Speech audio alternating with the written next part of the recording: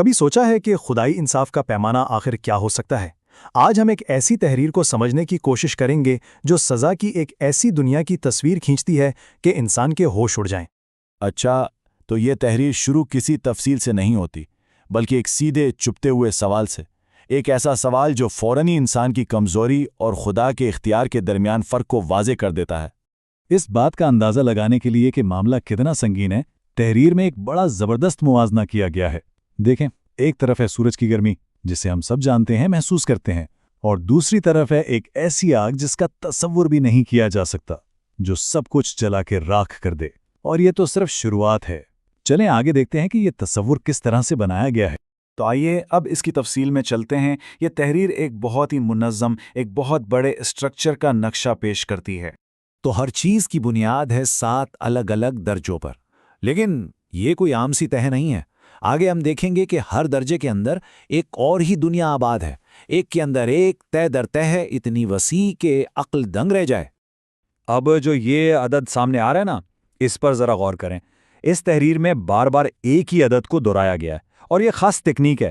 اس کا مقصد ایک ایسا پیمانہ دکھانا ہے جسے سمجھنا انسانی ذہن کے بس سے باہر ہے۔ یہ پڑھنے والے کو اس جگہ کی وسعت کے احساس سے بالکل مغلوب کر دینے کی کوشش ہے۔ جی ہاں، 70,000 آگ کی 70,000 وادیاں۔ اور بات یہیں ختم نہیں ہوتی۔ یہ 70,000 کا ہندسہ بار بار آتا ہے، خود کو دہراتا ہے، اور اس سے عذاب کی ایک ایسی عمارت بنتی ہے جس کی ہر منزل پچھلی سے کہیں زیادہ بڑی، کہیں زیادہ وسیع ہے۔ یہ ایک ایسی گہرائی کا ذکر ہے جسے ہم کہہ سکتے ہیں کہ عذاب کے اندر عذاب۔ ذرا سوچیں، جیسے ایک چیز کے اندر دوسری چیز نکلتی ہے، بس فرق یہ ہے کہ یہاں ہر اگلی تہہ میں 70,000 مزید عذاب چھپے ہیں۔ یہ ایک لامتناہی، کبھی نہ ختم ہونے والے عذاب کا تصور ہے۔ اچھا، تو اس بڑے نقشے کے بعد اب بات آتی ہے سزا کے لیے استعمال ہونے والی چیزوں کی۔ وہ جو 70,000 درختوں کا ذکر تھا، ان میں سے ہر ایک درخت کے نیچے عذاب کے 3 بنیادی اوزار ہیں، اور یہ کوئی معمولی سزائیں نہیں ہیں۔ ان کی جسامت اتنی بڑی اور خوفناک بتائی گئی ہے کہ رونگٹے کھڑے ہو جائیں۔ اور دیکھیں، وہی 70,000 کا عدد پھر آ گیا۔ یہ کوئی اتفاق نہیں ہے۔ اس تحریر میں اس عدد کو بار بار استعمال کیا گیا ہے تاکہ صرف جگہ کی ہی نہیں، بلکہ خود سزا دینے والی چیزوں کی وسعت کا بھی اندازہ ہو سکے۔ اور بالکل ویسے ہی جیسے ہم نے اس جگہ کی تعمیر میں دیکھا، خود عذاب بھی تہ در تہ ہے، یعنی سزا کی ایک قسم کے اندر دوسری قسم کی سزا ہے۔ یہ چیز معاملے کو اور زیادہ پیچیدہ اور خوفناک بنا دیتی ہے۔ یہ تکلیف کا ایک ایسا چکر ہے جو کبھی ختم نہیں ہوتا۔ وہاں 70,000 بچھو ہیں، اور ہر بچھو کی آگ سے بنی ہوئی 70,000 دمیں ہیں۔ تو یہ تو ہو گئی سزا کی تفصیل کہ وہ کیسی ہے اور کہاں ہے۔ اب سوال یہ اٹھتا ہے کہ آخر یہ سزا ہے کس کے لیے؟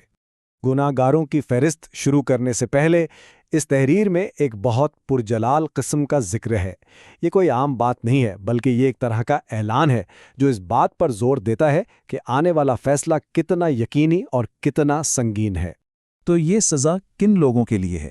تحریر اس بارے میں بالکل صاف صاف بتاتی ہے۔ اس میں کچھ گناہ ایسے ہیں جو ذاتی نوعیت کے ہیں، جیسے کفر یا کنجوسی، اور کچھ ایسے ہیں جن کا اثر پورے معاشرے اور خاندان پر پڑتا ہے۔ یہ فہرست آگے بڑھتی ہے اور اس میں اخلاقی، مالی اور سماجی برائیوں کا بھی ذکر ہے۔ اس سے ان کاموں کی ایک پوری تصویر سامنے آ جاتی ہے جو اس انجام کی طرف لے جاتے ہیں۔ اب جب اتنی یقینی اور حتمی تباہی کا ذکر ہو چکا تو کہانی ایک حیران کن موڑ لیتی ہے۔ سوال یہ ہے کہ کیا کوئی امید باقی ہے؟ کیا اس سے بچنے کا کوئی راستہ بھی ہے؟ تو اس سب کے بعد ایک بہت اہم سوال سامنے آتا ہے، کیا اس فیصلے سے بچا جا سکتا ہے؟ اور جواب ہے ہاں، بالکل۔ یہ تحریر بچنے کا ایک صاف اور واضح راستہ بتاتی ہے۔ یہ اس انجام سے نکلنے کا ایک راستہ ہے جس کا اتنی تفصیل سے ذکر کیا گیا۔ یہ ایک طرح سے آگ کے درمیان امید کی ایک کرن ہے۔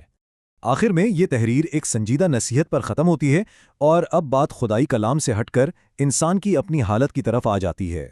یہاں آ کر لہجہ بالکل بدل جاتا ہے۔ اب یہ صرف کسی دور کی جگہ کا حال بیان نہیں ہو رہا، بلکہ یہ ایک طرح سے براہ راست نصیحت ہے۔ جو کچھ بھی اب تک بتایا گیا اسے ایک سبق آموز کہانی بنا کر پیش کیا جا رہا ہے، ایک درخواست کہ انسان خود اپنے حال پر رحم کرے۔ یہ آخری باتیں سب کچھ سمیٹ کر انسان کی اپنی حقیقت پر لے آتی ہیں۔ یہ اس بڑے سفر اور فیصلے کے سامنے انسان کی کمزوری کو یاد دلاتی ہیں، جس کا ذکر اس پوری تحریر میں ہے۔ اور یہ بھی بتا دیا گیا ہے کہ فیصلے کے دن پکارنے والا کون ہوگا۔ یہ اس پورے منظرنامے میں ایک اور اہم تفصیل کا اضافہ ہے۔ اور آخر میں یہ حتمی بات کہہ دی گئی ہے، یہ اس تحریر میں بیان کیے گئے خدائی فیصلے کے مکمل اختیار کی آخری یاد دہانی ہے، اور یہ بات ہمیں ایک ایسے سوال کے ساتھ چھوڑ جاتی ہے کہ ایسے حساب کو ذہن میں رکھتے ہوئے زندگی کو آخر کیسے گزارا جانا چاہیے۔